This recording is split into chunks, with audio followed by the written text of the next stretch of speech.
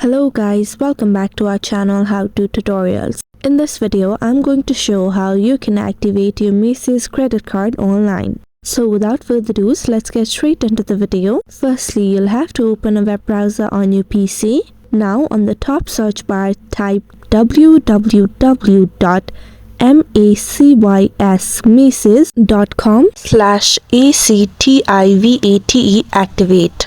After pressing the enter key, you'll be led to the official website of Macy's and on the card activation page directly. Now on the left side of your screen under the Macy's credit card verification, you'll have to firstly enter your card number on this box.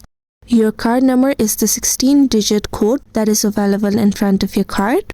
Now just below that, you'll have to enter the name as it appears on your card and then your security code.